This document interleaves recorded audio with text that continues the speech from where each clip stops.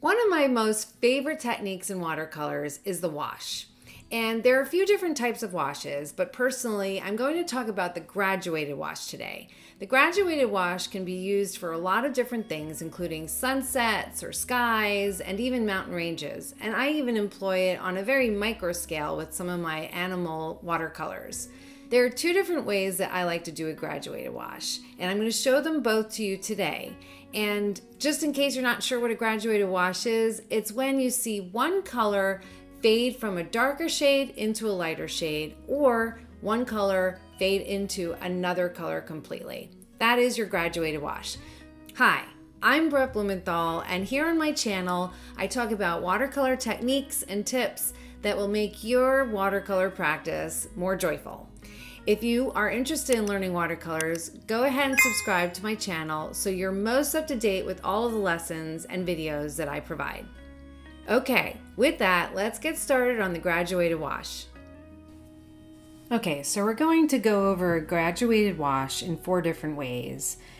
Both on the left are going to be the same color and both on the right are going to be different colors. But you're going to see how we can apply this graduated wash in 2 different ways.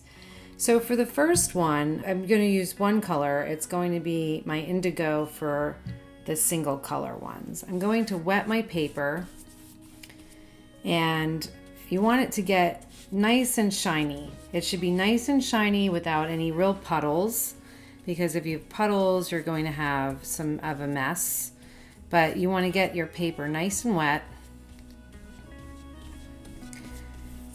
And you're going to keep wetting it until you know that the water has been fully absorbed into the paper. Again, you should have a nice shine on it without any puddles. And if you see that there's any spaces of excess water, you can just dab some of it up so that you don't have any excess in any one area. Okay, and now I'm going to grab a little bit of my indigo, and I'm going to start at the top. It's a nice deep color.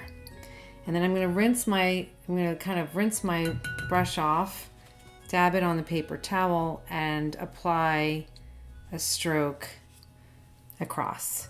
I'm going to, once again, clean my brush off, dab it off, and pull that color down.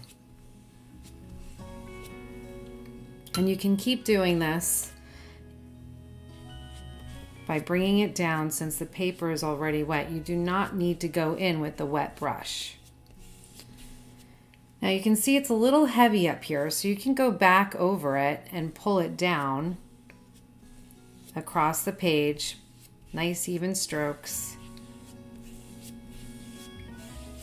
And that will be a nice graduated wash of one color. The other way to do this for the same color is to grab a wet brush, get your paint on the brush, and do a stripe across the top like we did before. But now we're going to rinse our brush and not really take the paint off, but we're going to take our wet brush and pull it against the bottom of that first stripe.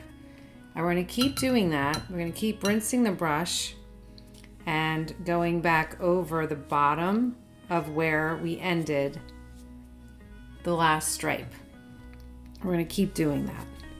So this is the method of not getting the paper wet first. Instead, you're using the wet brush to pull the paint down.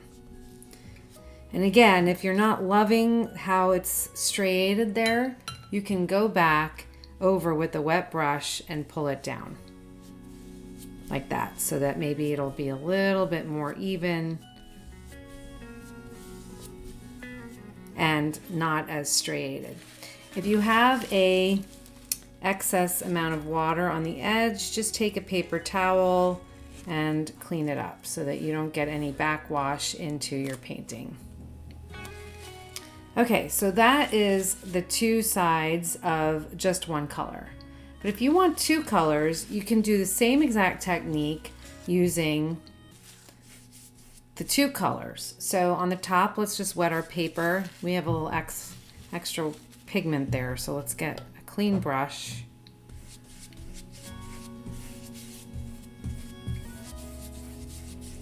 Get the paper nice and wet.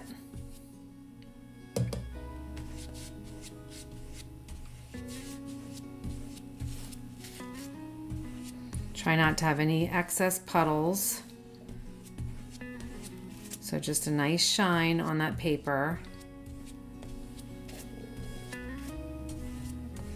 And we're going to start at the top with our indigo. We're going to pull it down a little bit, but not all the way, just maybe to the middle point. We're going to rinse our brush,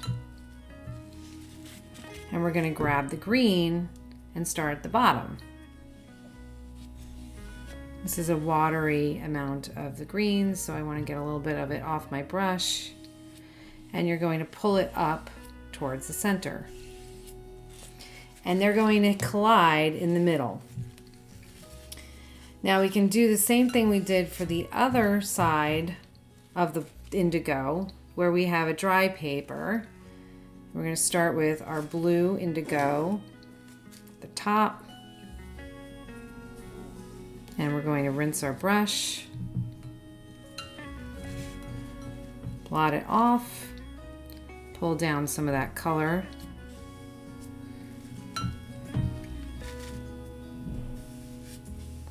And now we're going to work the other way, up with the green.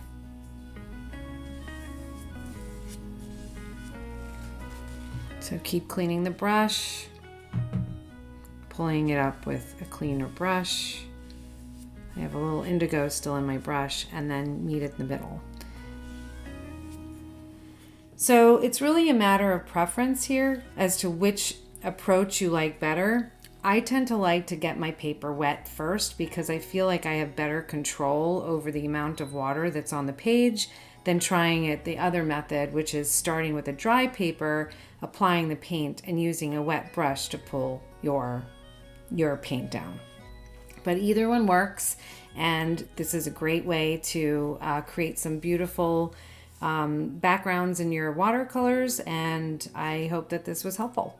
So I hope that was really helpful and you really get an understanding of what the graduated wash is and how to apply it.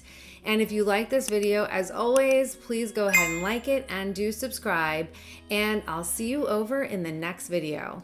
Keep calm and watercolor on.